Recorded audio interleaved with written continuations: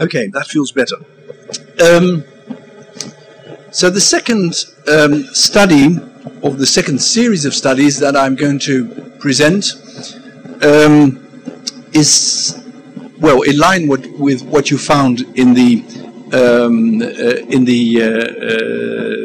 abstract book, but I must confess that the total amount of 1,281 patients that we identified as autistic disorder in our outpatients clinic over the 3 past years, when we really went into the results, we took a pilot of 480, because in the other ones there were problems with the database, and as the outcome is not yet reliable, we have excluded them from this presentation. When you think of children with autism spectrum disorder in childhood and adolescence, it's a different ball game, in the sense that when you think of first diagnoses made in childhood or adolescence, you encounter children that have done more or less well during their toddlerhood, and that become problematic or get impaired when school and the social context becomes more complex. So oftentimes these are children that do quite well in a dyad, in one-to-one contact, but have problems in the triad. And the evolving issues, of course, are that sometimes they have far less problems in the home environment, but they get in trouble in school, do not adapt to the peers group, and have terrible trouble with changing conditions and free time. So what I'm going to present now is data that we have analyzed in a preliminary run on 480 patients that we saw as new patients in our outpatient department in 2009. And here again, we see that the referral pattern is in line with what you could expect. We see about 80% boys and 20% girls, but not in line with what I told you before. We now see that that we have far less autistic disorder and higher degrees of PDD-NOS. And the PDD-NOS classification diagnosis made in our clinic is based on the algorithm that Jan Buitelaar and I computed 10 years ago, where we showed that a PDD-NOS classification is valid and can be reliably made if you have at least 3 positive items on the trias of Wing, and one of which in the social reciprocity area.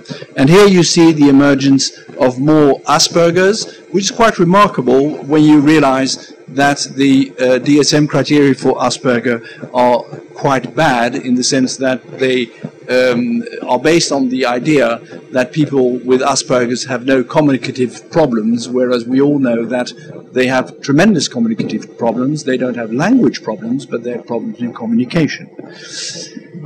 So here we see that the girls have far higher scores on PDD-NOS and relatively lower scores on Asperger's.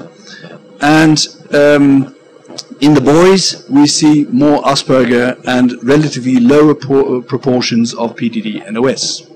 That is reflected in these sum scores.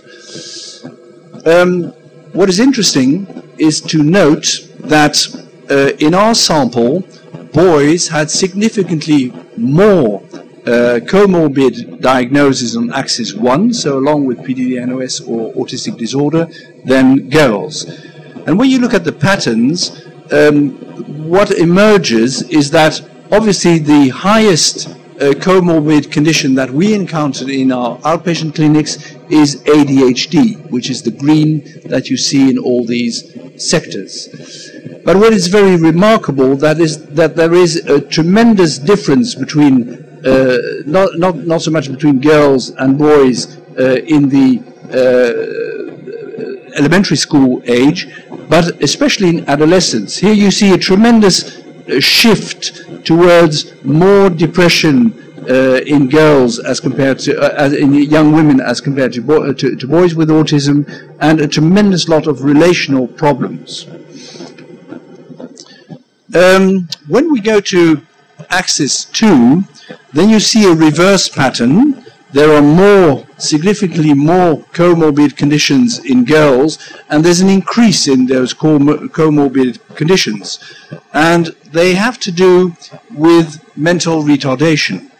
So here in the, you see that most of them have an average IQ, that's the green, but if you go into the lower IQs, you see that in our adolescent sample, the mild and the unspecified mental retardation represent about 2/3 of our caseload. When you go to the comorbidity on axis 4, and bear in mind that I just told you that between null and 6, there were no differences between the controls and the families with autistic spectrum disorders, but here you see that the amount of psychosocial problems within the family, so that's the yellow part, really run very high, that the academic problems are not significantly different between boys and girls, but that the main problems are the problems in the social environment and the families themselves. When you look at the global assessment of functioning, you see that the girls in general, in both the younger years and the older years, have lower global assessment of functioning than in boys, but there's no real significant difference. We have a list that is the Groninger list, the FISC, that is a questionnaire for parents, and on these 49 on these items there were 3 that were really different between girls and boys.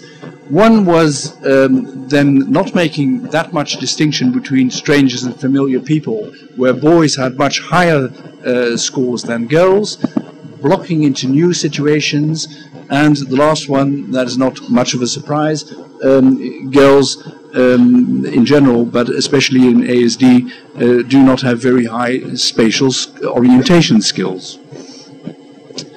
So, when we sum up, we can say that with regard to the IQs, our findings are in line with the expectations.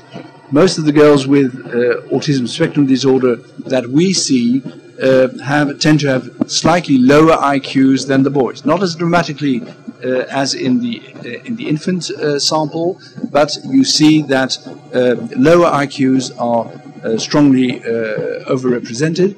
But then, to go into the detail, the lower IQs of the girls are more caused by their lower performance IQ than the verbal IQ. When you look at the verbal IQ, the girls are slightly higher even than boys, but somehow they have very poor performance scores.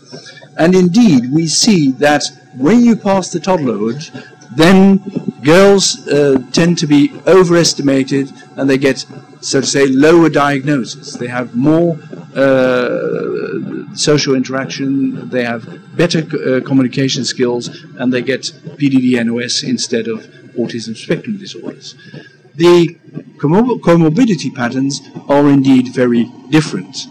But what is very striking is that girls experience much more psychosocial stress in the rearing environment, and that increases into adolescence.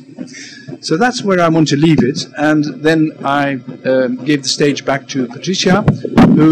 Thank you.